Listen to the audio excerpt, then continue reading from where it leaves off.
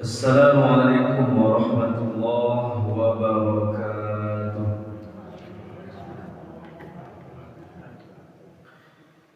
Alhamdulillah hamdan yuwafi ni'amahu wa yukafi mazidah. Ya Rabbana lakal hamdu kama yanbaghi li jalali wajhikal karim wa 'azimi sultanik. Asyhadu an la ilaha illallah wa asyhadu anna Muhammadan 'abduhu wa rasuluhu la nabiyya ba'dahu. Allahumma salli wa sallim wa barik ala Muhammad wa ala alihi wa ashabihi wa man tabi'ahum bi ihsan ila yaumiddin. Subhanaka la ilma lana illa ma 'allamtana innaka antal alimul hakim. Rabbi shrah li sadri wa yassir li amri wahlul 'uqdatam min lisani yafqahu qawli. فاسمعوا قال الله تعالى في القرآن الكريم نعوذ بالله من الشيطان الرجيم بسم الله الرحمن الرحيم فاصبر كما صبر أولو العزم من الرسل ولا تستعجل لهم كأنهم يوم يرون ما يوعدون لم يلبثوا إلا ساعة من نهار بلاغ فهل يهلك إلا القوم الفاسقون. Shadaqallahul azim. Quran surah ke-46 Al-Ahqaf ayat yang ke-35. Bapak-bapak, ibu-ibu, jamaah subuh yang kami muliakan, kembali kita bersyukur kepada Allah Subhanahu wa taala dengan mengucapkan kalimah alhamdulillahirabbil alamin. Kalimah alhamdulillahirabbil alamin itu Bapak Ibu terdapat di dalam surah Al-Fatihah yang menjadi rukun dalam ibadah salat. Bila mana dalam pelaksanaan salat itu tidak kita baca Al-Fatihah, apa jadinya Bu? Batal salat. Karena apa? Dia adalah rukun. Al-Fatihah itu adalah rukun. Di dalam itu ada kalimah alhamdulillahirabbil alamin. Segala bentuk pujian itu hanya milik Allah Subhanahu wa taala. Selalu memuji akan Allah Subhanahu wa taala agar apa? Limpahan nikmat, limpahan keberkahan selalu terdapat, selalu melimpah kepada Allah. Di dalam ayat jelas disebutkan oleh Allah, la in syakartum la azidannakum wa la in kafartum inna azabi lasyadid. Dua poin yang dijelaskan oleh Allah di dalam ayat itu Bapak Ibu. Pertama, keadaan orang-orang yang mampu untuk bersyukur, Allah akan berikan nikmat yang lebih banyak. Midrara, bertubi-tubi, terus menerus. Kenapa orang itu pandai berterima kasih, pandai bersyukur. Lalu keadaan yang kedua apa? Wala in kafartum inna azabi lasyadid. Ada keadaan orang-orang yang selalu mengeluh, yang selalu kufur akan nikmat Allah. Bagaimana nanti keadaannya? Inna azabi lasyadid. Sungguh azab Allah itu sangat pedih. Itu Bapak Ibu. Lalu kemudian berselawat kepada baginda Nabi Muhammad sallallahu alaihi wasallam. Allahumma shalli ala Muhammad wa ala ali Muhammad. Moga-moga setiap selawat yang kita baca tercurahkan kepada baginda Nabi Muhammad sallallahu alaihi wasallam. Ketika baginda Nabi sallallahu alaihi wasallam Bapak Ibu melewati langit ketiga, tiap peristiwa itu Isra. Di situ ada malaikat yang menjaga langit ketiga. Ketika Nabi SAW melewati itu, malaikat itu tidak berselawat kepada Nabi SAW. Apa akibatnya? Allah lemparkanlah malaikat itu ke Bukit Qaf namanya. Bukit Qaf itu hanya bisa dipandang oleh orang-orang saleh, orang-orang yang dekat dengan Allah Subhanahu wa taala. Bagaimana keadaan malaikat itu? Patah sayap mulut, bercerai-berai, patah. Saat ditanya oleh Jibril, wahai malaikat, bagaimana sampai seperti itu keadaan engkau? Dijawablah adik malaikat yang menjaga langit ketiga tadi, Bapak Ibu. Tadi ketika Nabi melewati langit ketiga, aku tidak bersolawat kepada beliau. Maka Allah murka, dilemparkanlah badan diri ke bukit Qaf. Baca caranya supaya sayur ambo bisa sedia kala balik utuh seperti biasanya. Apa solusi yang diagih di Jibril, Bapak Ibu? Bersolawatlah engkau kepada Nabi Muhammad sallallahu alaihi wasallam. Saat itu diceritakan dalam riwayat, Bapak Ibu, bersolawatlah malaikat tadi, Allahumma salli ala Muhammad wa ala ali Muhammad. Maka qadarullah, Bapak Ibu, atas izin Allah, sayurnya kembali utuh seperti sedia kala. Artinya apa, Bapak Ibu? Solawat kepada Nabi itu sangat penting. Malaikat sajalah mau itu. Apalagi awak yang bukan malaikat, bukan Nabi. Mesti awak mendawamkan solawat di dalam kehidupan agar banyak keberkahan nanti. Apa salah satunya dari faidah fadilah dari solawat itu? Solawat itu akan memberikan penerangan, memberikan cahaya nanti di dalam kubur kita, Bapak Ibu. Solawat itu akan mampu memberikan cahaya nanti, memberikan penerangan nanti di saat kita melewati jembatan Sirat. Maka perlu kita mendawamkan solawat. Allahumma salli ala Muhammad wa ala ali Muhammad. Bapak Ibu dimuliakan oleh Allah Subhanahu wa taala. Kita lanjutkan seketik kajian hari ini, Bapak Ibu. Barangkali awak lebih membahas nanti hak seorang muslim. Hak seorang muslim. Di dalam menjalani kehidupan perlu menghadirkan sifat sabar. Sebagaimana Allah abadikan dalam Quran surah 46 Al-Ahqaf ayat yang ke-35. Secara umum, Bapak Ibu, ayat itu membahas masalah Nabi Ayyub alaihissalam. Nabi Ayyub alaihissalam, kalau kita baca sejarahnya, kaya ujian dalam hidup beliau. Banyak ujian yang Allah lekatkan ke dalam kehidupan beliau. Kaya itu ujian atau ba'abu? Ujian. Miskin lebih ujian saja. Anak ujian jo. Bapak Ibu ini dimuliakan oleh Allah. Jadi Nabi Ayyub itu semuanya dia miliki dulu.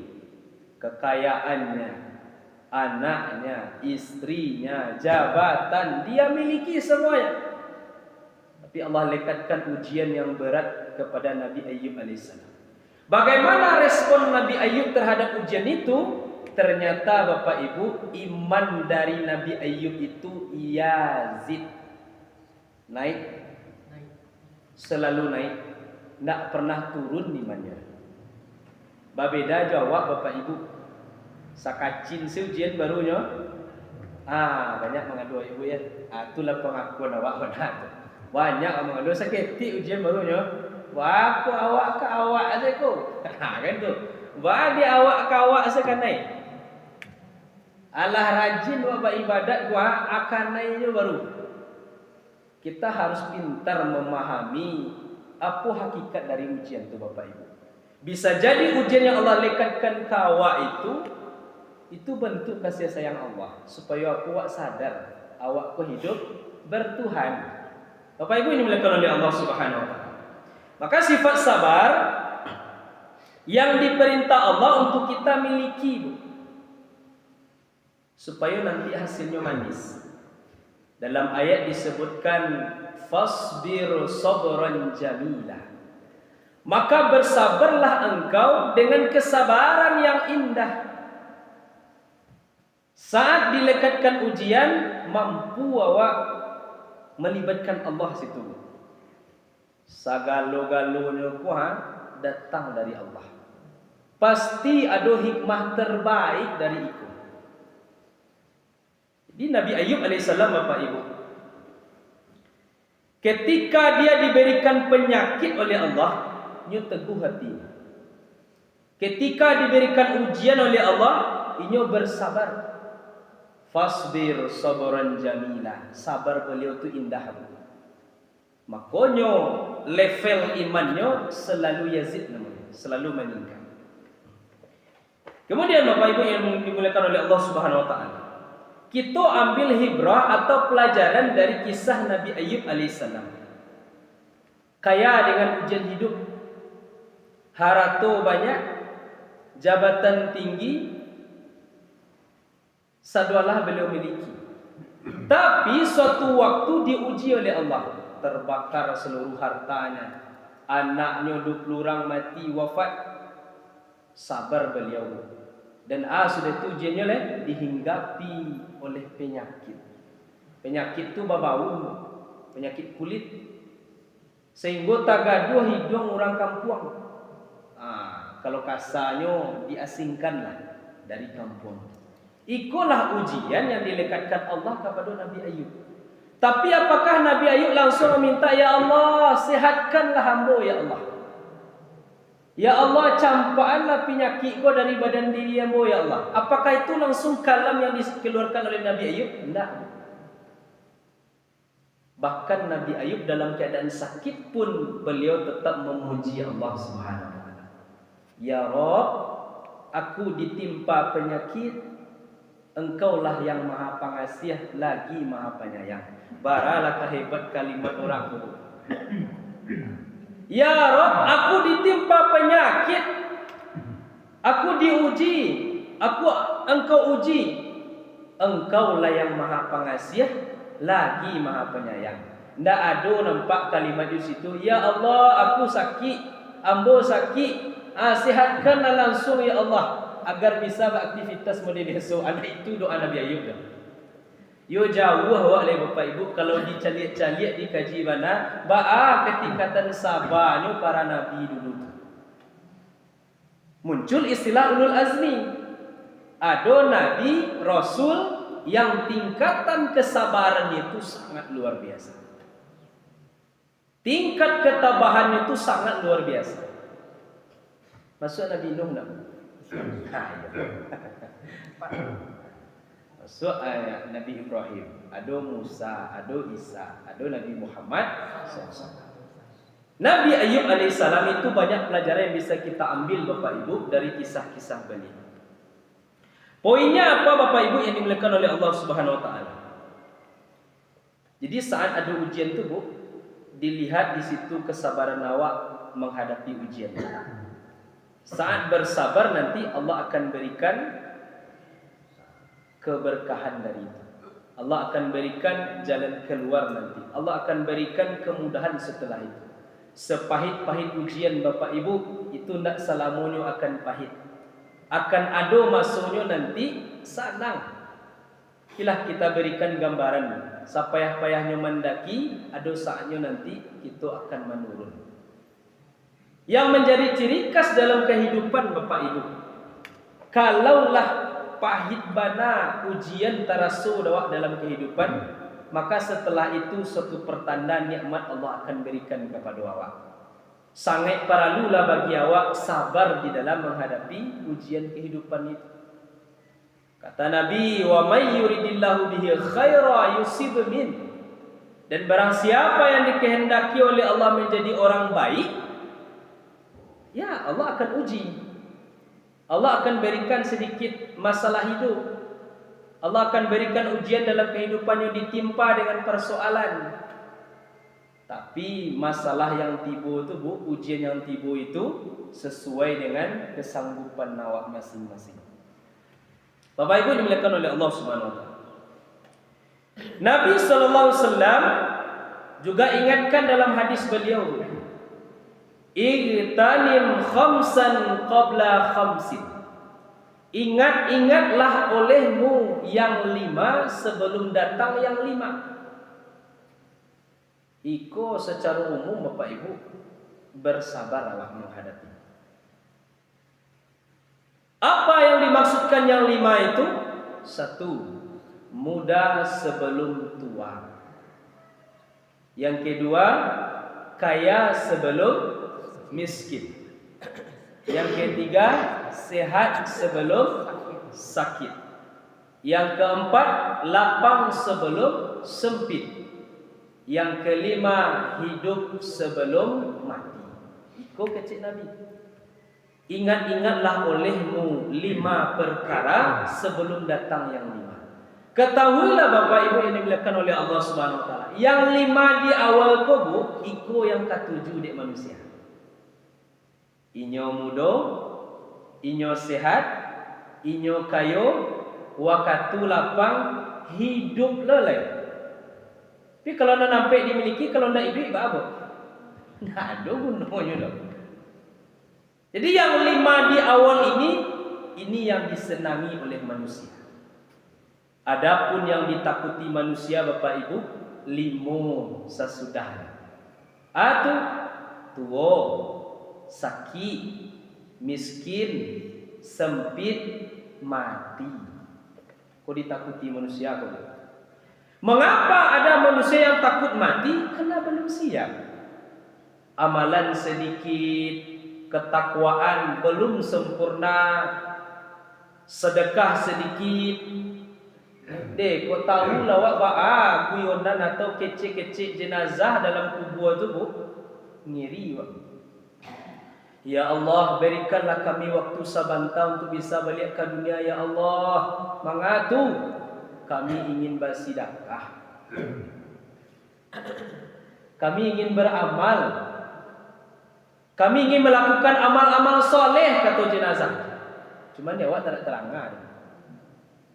Rabbana abasarna wa sami'na farji'na na'mal salihan inna muqinun. Ya Rabb, kami telah melihat, mendengar. Sungguh yang engkau sebut dulu tu, azab dulu tu benar-benar nyata. Kembalikan kami ke dunia lagi ya Allah. Ikulah kalimat yang diucapkan di jenazah dalam kubur. Kau balik ke dunia lagi. Tak ada orang mati kau balik hidup tu. Mati sekalinya, hidup 2 kali. Baku hidup 2 kalinya, boh. Ini hidup kan? Cik tu. Besok yaumul ba'ats, hari berbangkit kan hidup balik. 2 kali hidup kau. Jadi mati sekalinya. Di dalam Al-Quran tak ada kita temukan Bapak Ibu 2 huruf yang mati berdekatan, tak ada. Kan tak ada, boh. Tak ada. Kalaupun ada yang berdekatan nanti ada ditambah dengan tasydid. Jadi mati awak cuma sekali. Hidup 2 kali. Iko perlu ingat-ingat. Kata Nabi sallallahu alaihi wasallam, yang 5 hal ini mesti diingat-ingat. Muda sebelum datang tua. Dulu muda, sehat badan, kuat badan, mesti kuat pula kita beribadah. Kulit tagang, mata janiah, rambut masih hitam legam pekat, pergunakan itu untuk beribadah. Tapi kalau kinilah tua Bapak Ibu,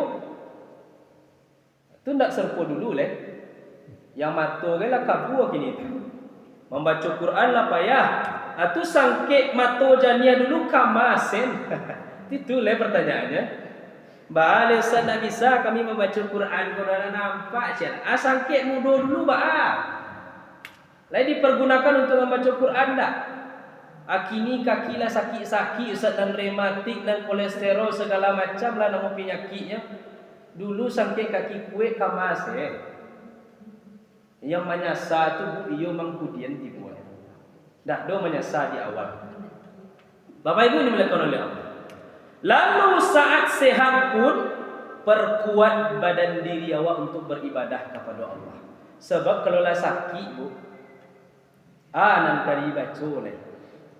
Makan dak amu air dak lalu jo kajamban susah bu. Balik. Itu kalau badan lah sakit. Tapi saat badan masih sehat, itulah kesempatan terbaik bagi seorang hamba untuk menguatkan ibadahnya kepada Allah. Tapi saat sakit itu saat boleh kami tinggal solat pun tak. Kalau lay akak masih ada, aku akak masih ada aku. Lay tahu jujur orang atau dia jual piti 100,000 lay tahu jujurnya, aku 100,000 kau cakap 50,000. Hanya harus solat. walaupun berbaring, walaupun duduk. Islam memberikan rukhsah, memberikan kemudahan. Tidak mampu sholat berdiri, silakan duduk. Tidak mampu duduk, silakan berbaring. Akan banyak kemudahan. Tinggal di awak liamu atau tidak. Tapi jangan nanti ambil kesimpulan awak kini sakit Ustaz, libur wak sholat kini. Tidak semudah itu Bapak Ibu. Sholat itu adalah perintah. Bapak Ibu dimuliakan oleh Allah. Itu yang kedua nasihat Nabi SAW. Lalu saat kaya sebelum datang miskin. Saat lai wak bakuku Bapak Ibu, jabatan lai tinggi, bitih lai ado, pergunakanlah untuk menolong agama Allah. Kok bersedekahkah namanya, kok berzakatkah namanya, atau membantu orang miskinkah namanya, melampangkan kesusahan saudara awak, silakan Bapak Ibu. Di saat awak lain mampu. Lalu kemudian disebutkan oleh Nabi, waktu lapang sebelum datang waktu sempit. Itu perlu awak manfaatkan. Di saat waktu lapang, awak berleha-leha dengan agama Allah. Allah sampai besok kan susah lagi membagi waktu. Dan terakhir Bapak Ibu kata Nabi, ingat-ingat yang 5 sebelum datang yang 5 itu, hidup sebelum mati. Itu yang intinya benar Bapak Ibu. Malakul maut akan datang di saat ketetapan Allah itu. Seseorang wafat usia 50 tahun, wafat usia 60 tahun, ini akan datang nanti. Akan datang nanti. Suka tidak suka seorang hamba itu, siap tidak siap ini, kalau pas tanggal ini wafat itu barangke panuh hendak panuh kapa aku barangke.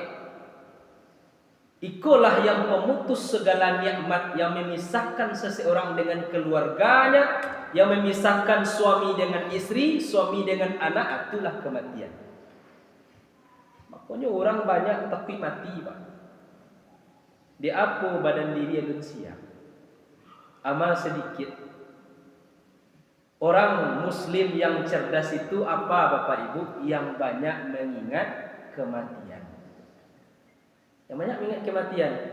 Untuk menumbuhkan keimanan itu bisa juga Bapak Ibu sering-seringlah wak ziarah kubur. Sering-sering ziarah kubur. Apa pelajaran yang bisa kita ambil di situ? Suatu saat ya Allah, ambo yang akan dikuburkan di urang, dimasukkan ke dalam tanah, diletakkan di tampik dan sunyi, badan diri surang di dalam Bapak Ibu. Itu nanti perlu kita pahami. Bapak Ibu dimuliakan oleh Allah Subhanahu wa taala. Nabi Ayub Bapak Ibu nyolah memiliki yang 5 di awal tadi. Mudo lailo dulu, sehat lailo, kaya, lapang, hidup, jabatan tinggi, harta banyak, itu dimiliki oleh Nabi Ayub alaihissalam. Tapi saat diberikan lawan dari yang 5 tadi Bapak Ibu, dahulu kaya kinilah miskin, dulu sehat kinilah sakit, apa yang dimunculkan oleh Nabi Ayub alaihissalam? Fasbir sabran jamilah.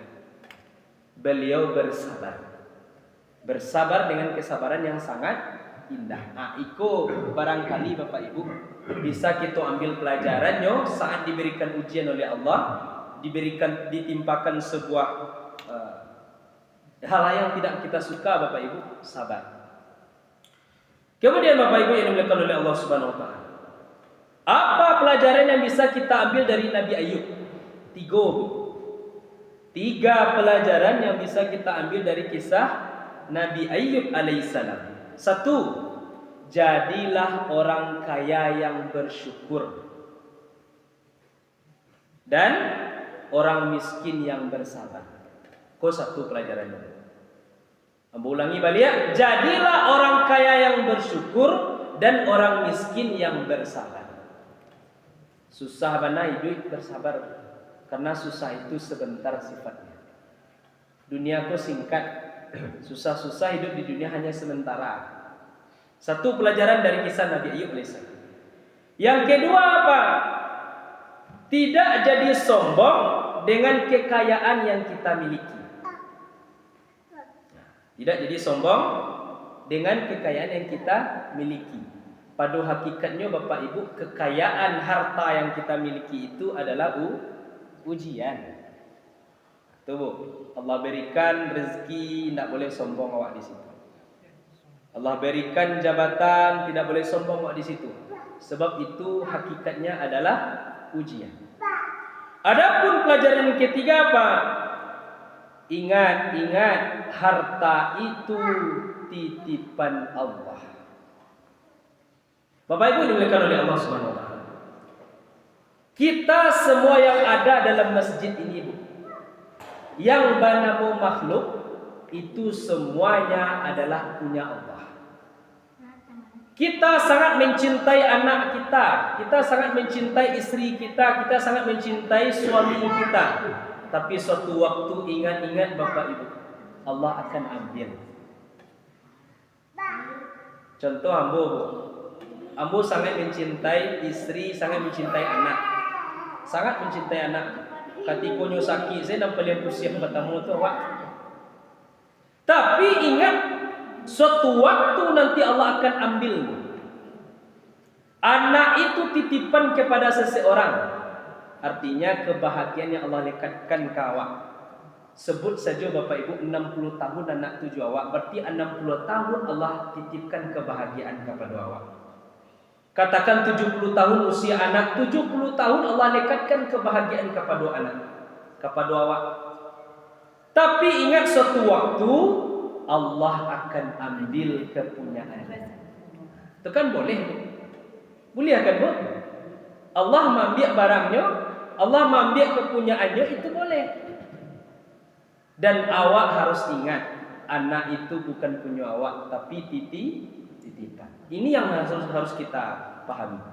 Tapi saatnya meninggal, bahasa saja tiwak betul, sedih awak, sedih. Baginda Nabi sallallahu alaihi wasallam saat istri beliau Khadijah meninggal, menangis beliau, Bu, sedih beliau. Tapi yang tidak boleh itu apa? Merata. Ini perlu kita ingat Bapak Ibu yang dimuliakan oleh Allah Subhanahu wa taala. Terakhir Bapak Ibu yang dimuliakan oleh Allah Subhanahu wa taala.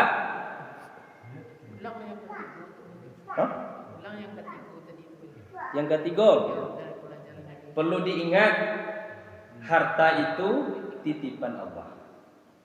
Itu yang ketiga Ibu ya. Bolo candungnya Bu. Harta itu titipan.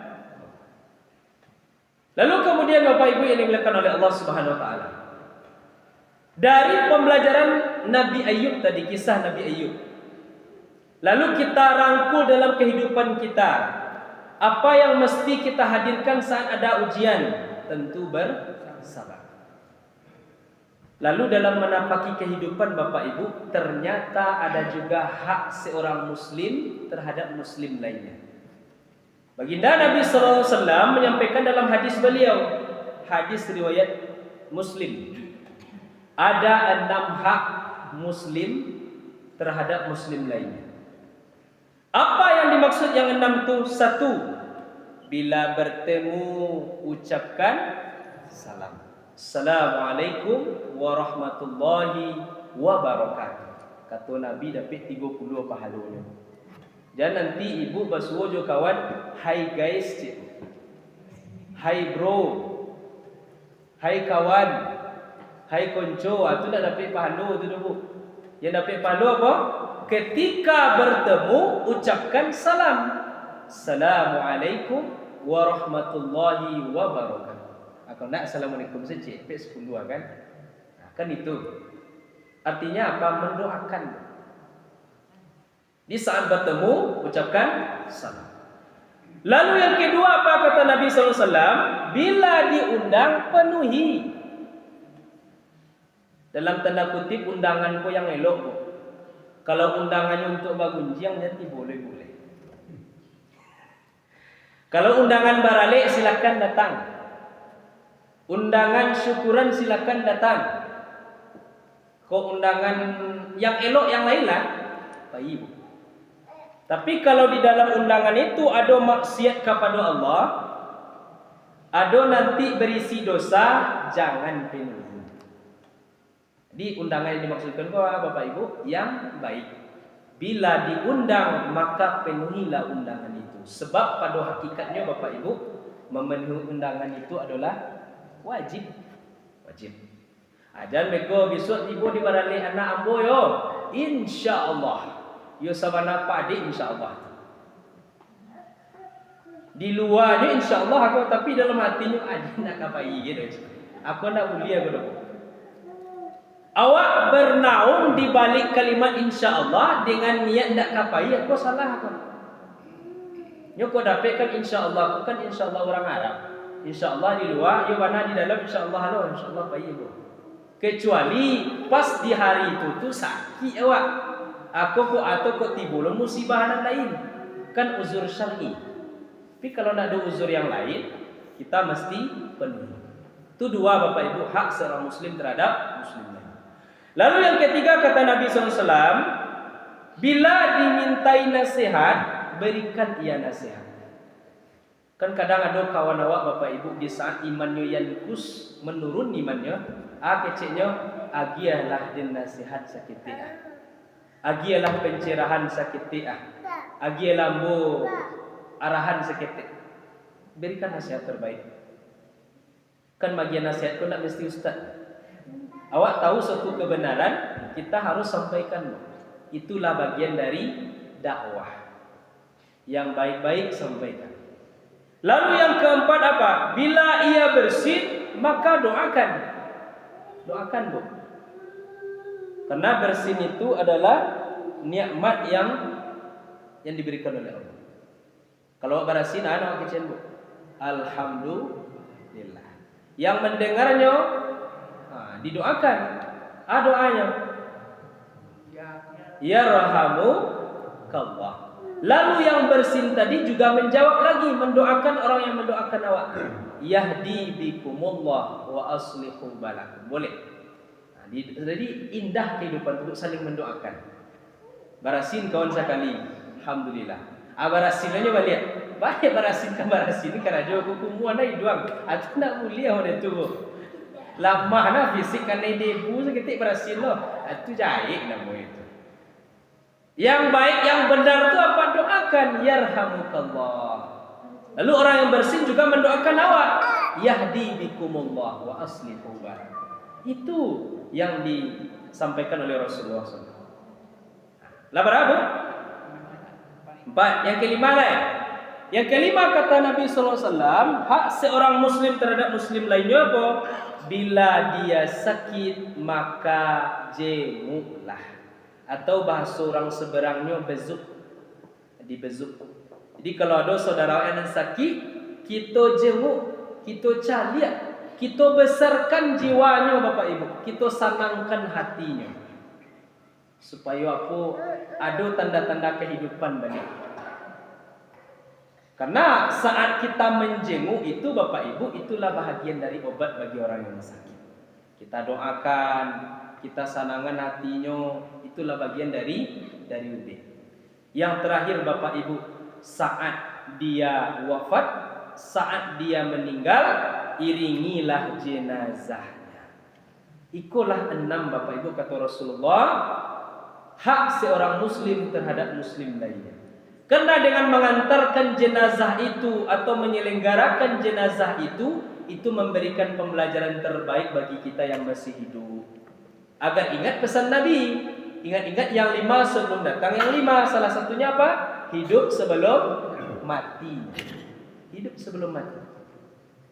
Dengan cara ini Bapak Ibu, kita berikan hak terbaik untuk muslim lainnya. Ini memberikan pelajaran terbaik dalam kehidupan awak, supaya apa? Sama-sama awak peduli dengan sesama muslim. Itu Bapak Ibu dapat kita simpulkan kajian hari ini. Yang pertama, kita berkacamata kepada sejarah Nabi Ayub alaihissalam. Ternyata dalam kehidupan beliau, Nabi Ayub itu banyak ujiannya. Banyak bala, banyak ujian yang Allah lekatkan kepada Nabi Ayub. Namun dari beberapa tingkatan ujian itu, Nabi Ayub tetap bersabar menghadapinya dengan kesabaran yang sangat indah. Allah sebutkan di dalam Al-Quran dengan bahasa fasbir sabran jamila, bersabar dengan kesabaran yang sangat indah.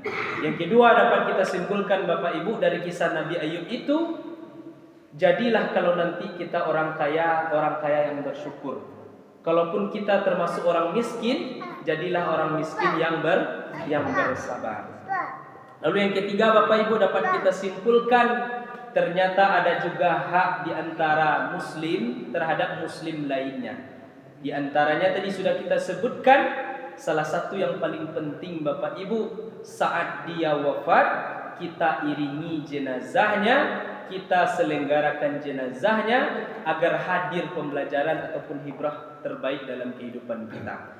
Bahwa sadar nanti Bapak Ibu, yang namanya duit jodohnya adalah mati, kita akan sampai nanti kepada kematian. Itu saja Bapak Ibu, semoga ada manfaat, lebih-lebih bagi yang menyampaikan fakir ilmu. Pada Allah kita mohon ampun, kepada manusia kita banyak-banyak minta maaf. Barakallahu fikum. Billahi taufiq wal hidayah. Assalamualaikum warahmatullahi wabarakatuh.